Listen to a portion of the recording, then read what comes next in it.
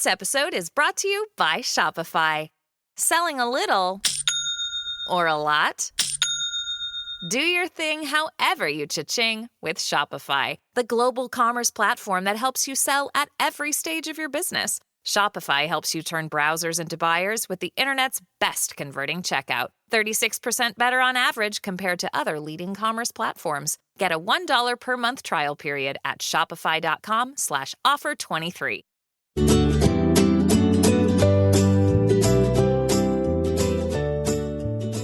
Bienvenidas al podcast Dos Bold Latinas. Aquí están sus hosts, Jatna Abreu y Josibel Madera Vialet, dos latinas feministas born in Santo Domingo y en New York. Passionate about Latina empowerment, Spanglish, learning, growth, and so much more.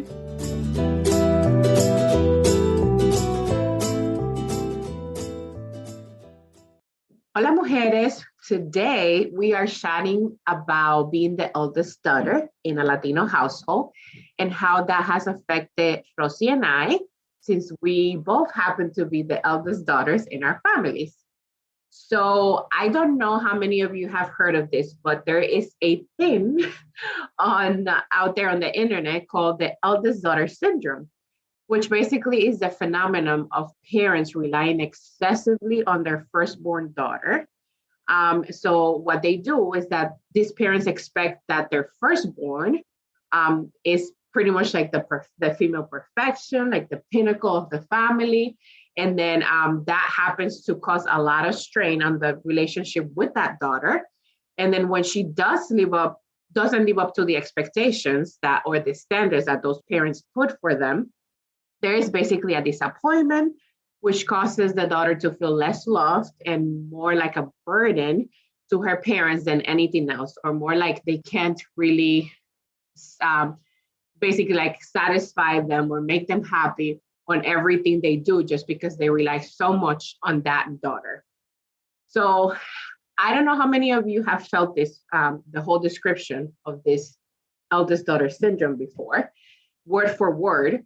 But I'm sure that if you are an eldest daughter in a Latino family, you have experienced something close to this at some point in your life.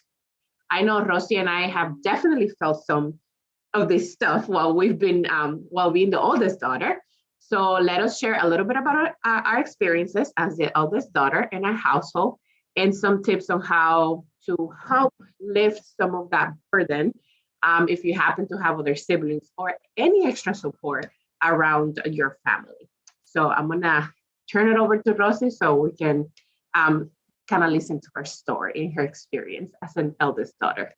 Thank you, Jana, and hey, ladies. So I'm gonna share a little bit of like different random experiences because to see if that like te prende un bombillo, because I never really knew like, oh, the eldest, again, another thing I didn't know, the eldest daughter syndrome. And then until I told you, I'm like, oh my gosh, I keep seeing like, oh, the Latina daughter. And I'm like, oh my gosh, that's so true. I thought that was only me. And then the more I would talk to Jana about it or just other people, I'm like, oh, wow, this is definitely the responsibilities that we're just given to automatically for being a Latina or a daughter and the oldest. But yeah, as Jana said, I'm also the oldest and like la hija. And for ladies, we know that la hija normalmente es la que se encarga de todo con los padres. But in my perspective, I feel like it's also like a balance. Porque para mí en lo personal, like la ayuda que yo recibo de mis padres es abundantemente y incondicional. Y hasta antes de yo ser madre, yo sentía ese apoyo de mis padres, siempre estuvieron presentes en cada paso y también ahora mientras soy madre, lo siento aún más. Y con eso dicho, yo siento que los hijos míos han aprendido la responsabilidad de ayudar a sus abuelos.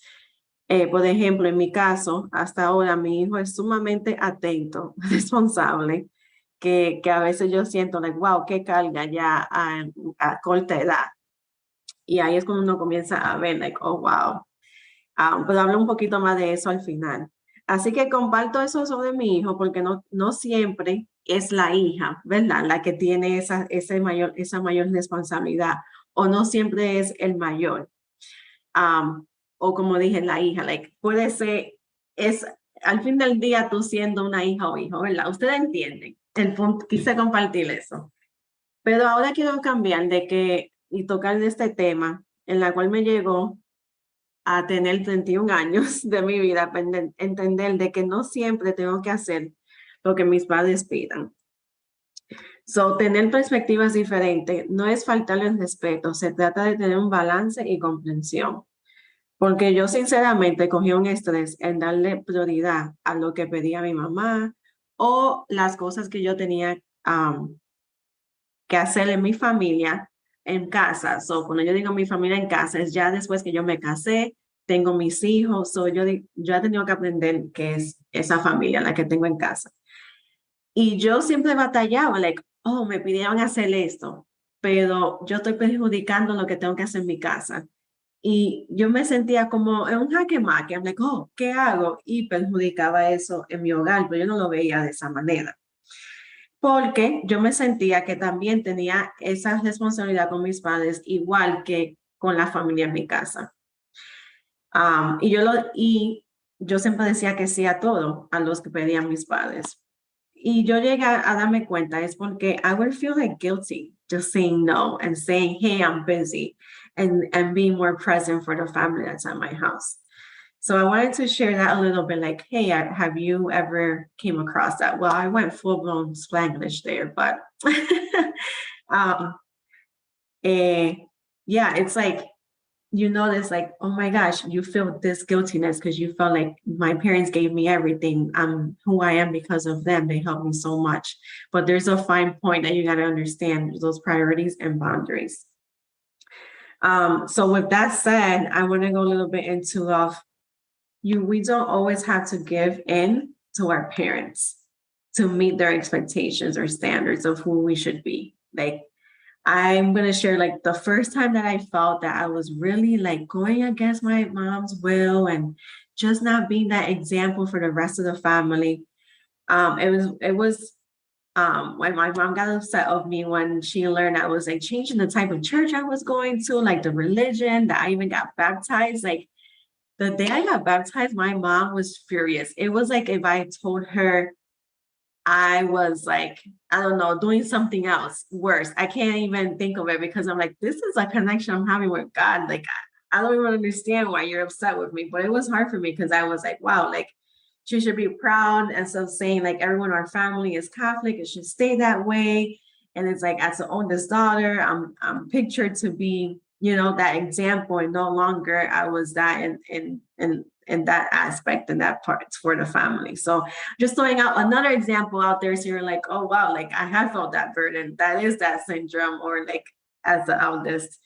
And another example is like that. Now that the way I feel as the oldest daughter and being part of the family business, like I feel like that's all on another level. So if you're hija, la más vieja de los hermanos o la única y tiene padres empresarios, oh my gosh, esa carga ya es a un nivel diferente, un nivel más, yo digo multiplicado por 10, because it's like you're the family manager and now you're like the business manager to some extent.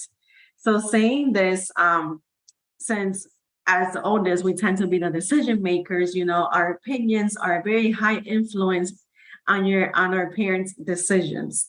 So if we as a Latina oldest daughter in the US, when we have those language barriers, we're filling out forms, application, making phone calls, appointments, medications, and so much more that we can imagine as a Latina when here in the US with parents that are immigrants and just, the language barrier, just culture. Imagine now with a small business, like doing that when you have entrepreneur parents. So if you were wondering like, oh my gosh, at what age did you get involved? Like, no, they were not abusive. Before I was 15, they always had people helping them out, bilingual. But once I hit that age 15, that I showed that sense of maturity, that I could get things done, it's like I started to mold my image as that responsible sister, the daughter, and the business team player. So after that, like my life became what I saw, what my parents did, and expected it and what they expected of me also, which turned into being my identity instead of being like a rebellious teenager, like, oh, like I'm irresponsible, I'm doing my own thing. No, I was like very focused, mature, like people, I would be at the cash register and people would be like, how old are you? Like, no offense. And then I'm like, oh, age. Like, well, I just asked because you handle that situation very maturely and you look very young. So just as an example. So yeah, so instead of doing all of that, like I don't think I had the time to really identify who I was. And I'm not saying that I'm not grateful for that. Like I totally am. I'm extremely grateful. Just sharing this since I notice now how being the eldest, that usually becomes the norm from what I've been hearing. And like I'm saying, these are all my personal experiences. Just sharing to see, for you to reflect on like, whoa, that's also me. Even though like with all that, now I have noticed that I am a really good sounding board. And why? Because I was that for my parents and I still am.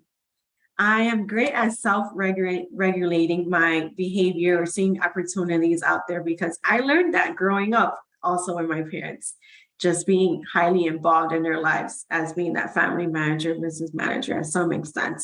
And also like to accommodate bad behavior. Like sometimes you see your parents doing bad behavior and you're like, you have to accommodate for that because you're like I said at the beginning, like, okay, like let's put a balance on this. So I feel like I learned to do all of that as being the eldest daughter, just being that family manager, a big pillar. And fast forward to now, like I just want to put out there that we do learn at the end, John and I will give some tips, but to delegate that and remember that even if we don't have a eldest sibling, but there's also other people out there that can help us out with that. But right now I am blessed to have my brother now being more present to help with that weight of responsibilities we have in the family. Even though there are things I still am only asked. However, I know that, there will be tasks that won't change. Like, for example, my parents leave on vacation next week, and I'm over here running errands for my mom and checking off their to-do list. Like, I feel the stress I feel when I'm going to travel. So just giving that example again, like, hey, like, there's like, doesn't matter what age, doesn't matter you have your family or what age your parents are, even though I feel like the more they age, more responsibilities, we're always going to have that burden. But it's just recognizing and embracing it and learning to use it. And then at the end, I want to talk a little bit about, if you are a parent now, how can we break a little bit of that cycle or just improve it or just have more reflection. So I'll turn it on to Jatna now to listen to her experience. Thanks, Rosie. Yeah, and everything you shared, even though like again, like in my family, like we're not entrepreneurs or anything, but it's basically, I would say, like it feels the same way. Probably for me and a lot of other women, or guys that are like eldest daughter or son, because we are always having to be the ones to get everything done for our parents. And maybe that's because it's what they're used to, right? Like you were the first one, so they feel like you may be, and I talk a little bit about this on my experience, but like maybe they feel like you out of the, you and your siblings, if you have any other siblings, like you may be the only person that will know how to do certain things because you are the oldest, right? Like you know better. So those things are, I feel like it's just like a given, and our families are, I think that's engraved in them, like generation through generation, that they have to rely on the eldest daughters or sons, regardless of how many kids they have. But for me, I am the eldest of 3 siblings. So I have a sister who's the middle child, and then I have a brother who is the youngest, basically. And for some reason, I'm going to be honest, like in my family, I feel like with my sister and I, they happen to be very kind of like a strict, like very like, oh, you got to do this by the book. Like you got to do these things in order to get to, the whatever destination they wanted us to get. But then with my brother being the youngest, they never really put pressure on him and they let him be more of the like, oh, whatever. Like it kind of felt like they did their job with the two of us. And then with him, it was like, there's always that child that the parents just normally like, let them do whatever they feel like they should do. So it's been kind of like our case, like in my family. And so I have always, as the eldest, felt pressure to be the role model to my siblings. So I always felt like I had to do things the right way to ensure they always looked up to me and followed in my footsteps.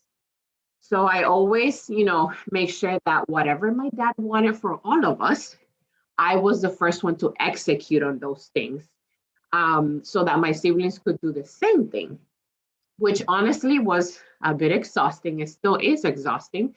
And at the end of the day, one of them still ended up doing whatever they wanted to do with his life.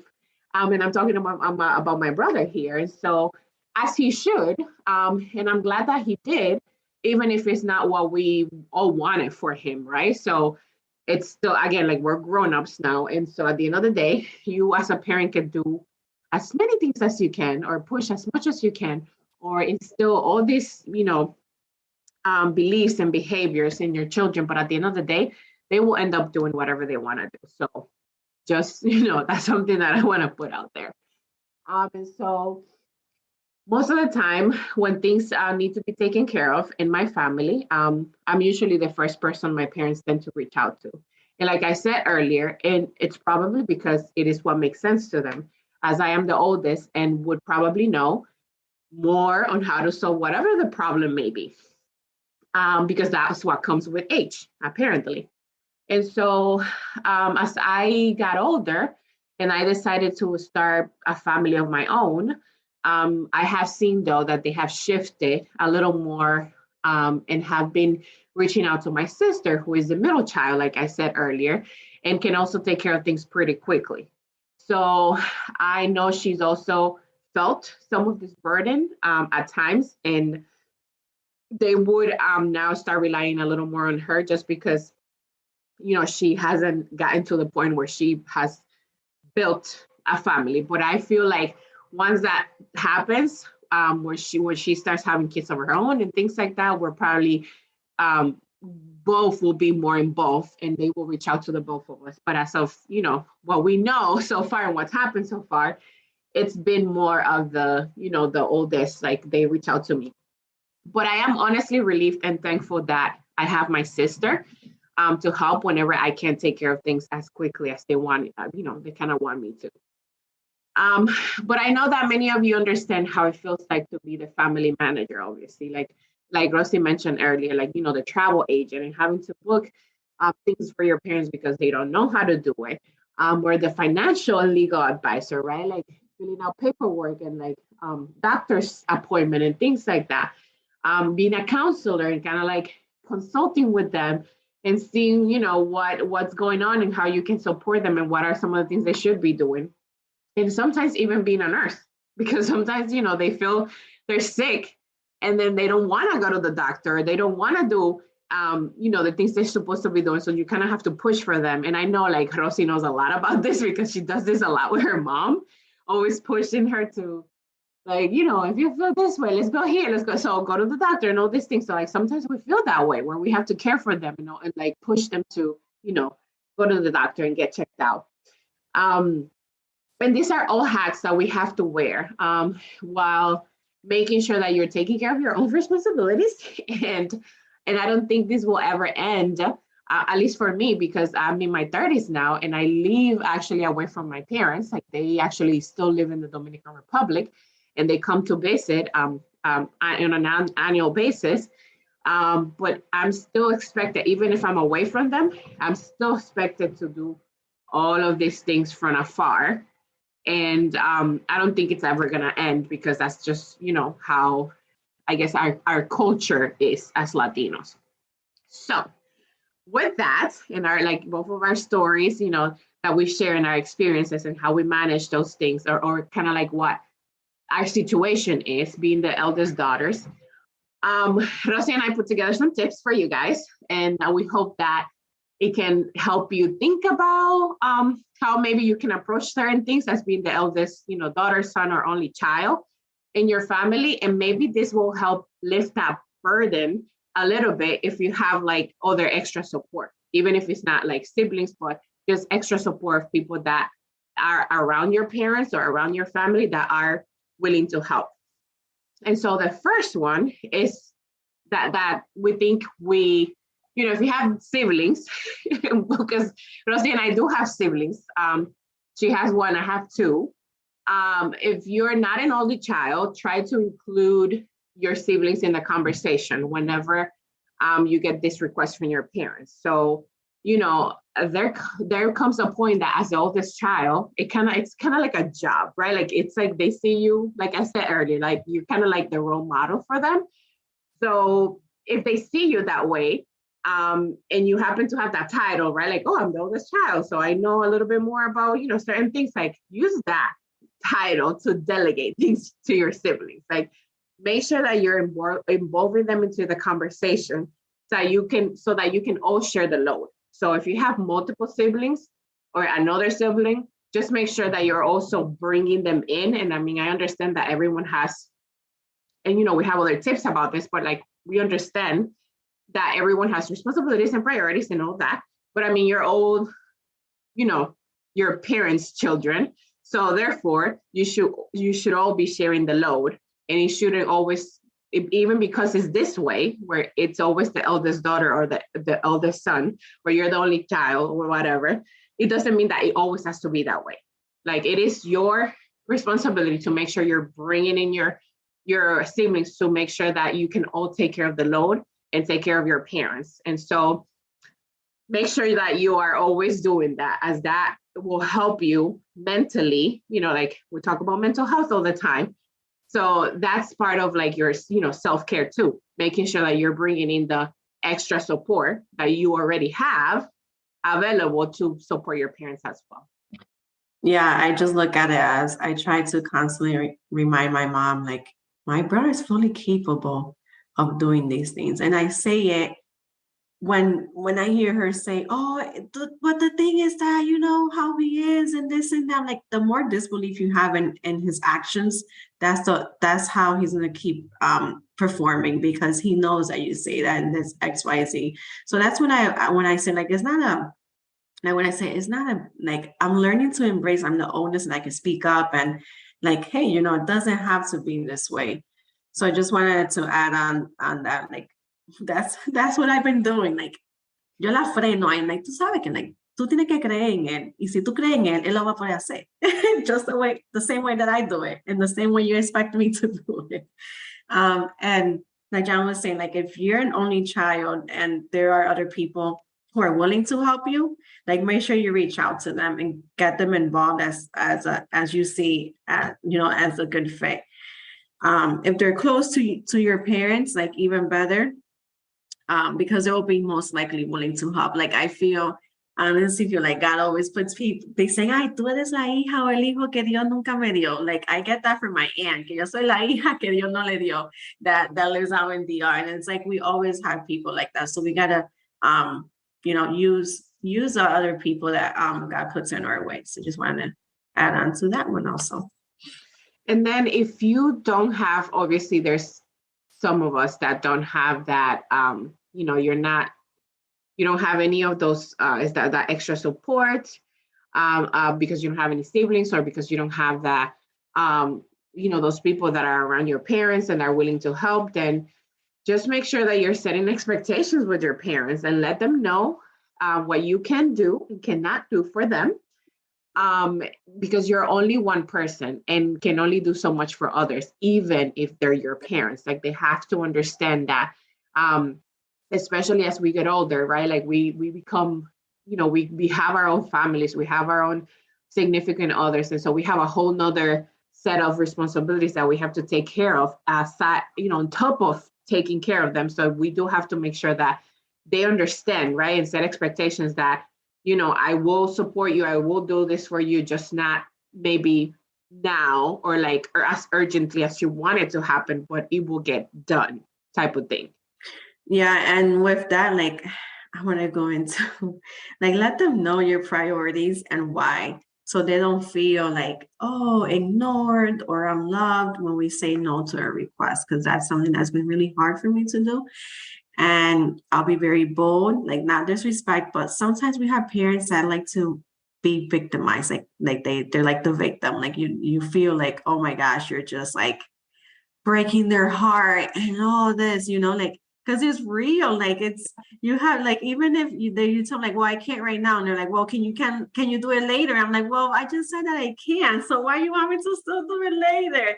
And it's like I'm just sharing that because I just feel like it's so real, and it's just let them know like why. And I know it's super hard, like coming from me, like this goody girl, like it's super hard, but it's doable. And at the end of the day, it's like Jana was saying, it's part of that self-care and healthy relationship, healthy boundaries. And then we also have here work as a team with your parents. And I kind of take that as like also take the time to teach your parents to do certain things on their own. Mm-hmm. Honestly, like they will always, if you don't take the time to teach them, like, I mean, if we know how to do it and we've learned how to do it, like, I don't see why they couldn't, or shouldn't be able to learn how to do certain things, especially if they're really easy. I mean, if it's something about, there's that language barrier type of thing, like I get it. I understand that like we have to step in and we have to help with, documents and things like that like are very important, right? So that's kind of like we have to, right? But if these other things, like if your parents are capable and are like English speakers and things like that, make sure that like, and they're asking you to pay a freaking bill or something, like, like nowadays, like it's so easy to just, like set up a automatic payment and like not have to worry about that. So like just teach them how to do it, because if they rely on you doing it all the time, it's also your fault because you never took the time to kind of like teach them, to also fend for themselves and make sure that they also know how to do certain things. Because what's going to happen, God forbids, like something happens to you, like how are they going to continue to, live their lives and do whatever it is that they're responsible for. So just educate them and teach them how to do certain things that could take that burden off of you, so that they're able to take care of those things themselves. And there are parents that are willing to learn, honestly. They just don't know how to. And if you don't, provide that education for them, then, it's obviously going to be more difficult. But yes, educate your parents. Yes, that I think I was thinking of like I honestly, John, as I was writing some content for this, I was like, man, I wonder if there's anything out there about that the eldest sibling are always very good managers at their jobs, because we learn how to delegate, we teach, we educate. So it's like, because when I wrote that one down, like anyways, but it's just so funny that, like recently I had to teach my mom, like, hey mom, like my mom would see things on Facebook for Amazon, like, oh my gosh, I saw this. And then she would have me like just scroll through her Facebook until we find that ad again. I'm like, look, mom, you're going to go on Amazon, you're going to click on this little heart.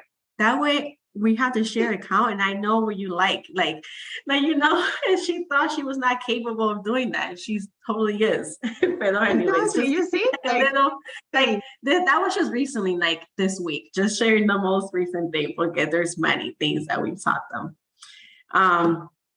And like, again, I'm just reiterating, like, again, for me, I'm just reiterating this one because it's okay to tell your parents that you're busy. Like that was, oh my gosh, that was super hard for me to say, like, estoy ocupada. No puedo. And at the end of the day, like this one, it's like, make time for your siblings. You know how we mentioned this siblings burden, like sometimes we may have these toxic relationships with our siblings that we only reach out to them when we need something, or when we need to, like, something with the family, like that needs to get done. And like, no, like we need to build that relationship with our sibling. We need to like bond and talk about other things, and that our younger siblings feel comfortable to come to us, because sometimes they see us as this like parent. They're like, oh my gosh, I can't talk to you about this really heavy thing that I'm personal life that's going through. So and it might not relate so much of like, oh, we're our parents, but also I feel like it's a combination. So we do have that I would say not even like that, like overall, we're as siblings, we're managing our family duties and responsibilities with our parents. So, And I also would and say, now, I yeah, also would say that if you also, connect with your siblings and, make sure that there's not that toxic, like you mentioned, like, relationship amongst yourselves. I think it's easier when you're closer to your siblings. It's also easier to delegate things to them because now they know yes. that like we trust each other, we're close enough that like whenever something comes up, like it's going to be a lot easier for you to say like, hey, mom and dad need this and like I can't do it right Mhm. now, can you take care, like it's a lot easier to be able to tell that, like say that to your sibling when you are constantly having a conversation with them and Mhm. connecting with them than like delegating something to your sibling when you have not spoken to them in months, right? Like it's just Right. weird. Like there's just like a Hmm. weird vibe there. Yeah. Yeah. Yep. So true. Um, so I mean, with the closing, I was asking him like, I don't know how to close on this one, but I like a call to action, like I like the call to action. But I was just thinking I'll have a call to action, like if we are a parent, or even if you're not yet a parent or don't aspire to be, but there's always like you're always an aunt or uncle, there's always like a child. If we notice how much of a burden that child is being put on. Like it could just be an only child, it could be oldest. Like we should reflect and try to break those I would say those norms that we have and those set expectations that we have. And I'm gonna say that because like once John and I started talking about this, this topic for this episode, I I started to like reflect. I wonder what I how I'm making my oldest son feel, Max. And I just made this comment. I was like, hey Max, like I remember we were getting ready for school, we're in the kitchen, I'm packing his lunch. I'm like, man, it's really hard being the oldest child. And he said, yes, it is, mommy. And I was like, oh my gosh, like it is, because I tell him all the time, like, Max, remember, you got to be XYZ. I give him this expectation because then Lisbeth does everything that you do. And I'm like, now I'm thinking, like, oh my gosh, that is so not fair. Like, Max cannot take a break or breathe because he knows that he always has someone looking over his shoulder. And I'm like, I never looked at it that way until John and I started talking about this. I was like, oh my gosh, I'm doing that You to know, him. and that's what I said earlier when I said, it's exhausting when your parents put this expectation on you that you have to be the role model to your siblings because it feels like you always have to be perfect and ensuring that you're getting, you're following those like whatever it is that the expectations your parents have of you, like you kind of have to be the one to like do it perfectly and get it done and Mhm. be successful because if you don't, then that's what your siblings are looking at. And then Yeah. they may end up being, you know what I mean, like not doing well because you didn't do the right thing basically. So and then if that Mhm. happens, then you start thinking about like what did I do wrong? Like I know I'm the oldest and I'm supposed to be, which I have done honestly many, many times with my brother, because I know my sister, like her, like I said, her and I are like, we had like all these expectations from our parents. And I feel like she followed into my footsteps and she always did, like excellent things, and I'm like, oh, I'm so proud of the woman you've become and all these things. And I look at my brother, and I mean, it's not his fault whatsoever, but I look at him and sometimes I feel like it's my fault because I'm like, I could have done better. Like I could have pushed more. I could have, like, what could I have done differently to make sure that he followed into our footsteps? You know what I mean? So it's hard. It's really hard. Sometimes like you put that pressure on yourself when it may not even be your fault at all. It's like they're their own person and you gotta let them Mhm. be. Yeah.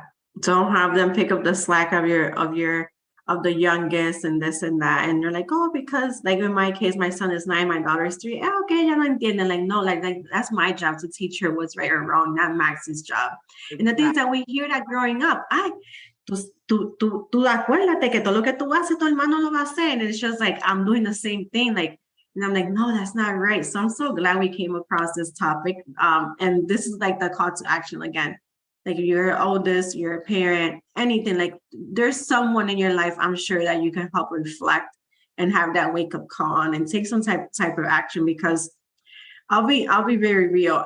I get caught up a lot on the me versus you when I have an expectation on Max. Like if there's a problem or something, I need to be more of the us versus the problem, so they know that we're a team. Like that's why we mentioned before, like parents need to understand that they're a team with their child. It's not always like, I asked you to do this and you didn't do it. Why didn't you do it? And we scream. And they feel guilty, and they grew up being guilty. And that's how I grew up. And I feel like, oh my gosh, I'm doing that to my 9-year-old. Like he feels guilty. Like I talked to him about, I'm like, Papi, do you feel guilty when I scream at you that you didn't do your hair, you didn't change your dirty shirt when I asked you to? Like that was my expectation. My expectation, you're always supposed to look nice, because then these bears gonna think que ella puede salir como una loca de la casa, blah, blah, you get the point. So with that said, I want the call to action. Let's find someone in our family or a kid that we love, that we want to make sure that they don't grow up with that heaviness. Of course, knowing that we do have responsibilities as a child, like with our parents, but learn how to balance that. They don't feel that burden, that there is that healthy mindset that they're taking care of themselves also. So thank you so much for tuning in. Las queremos y hasta la próxima. Ciao.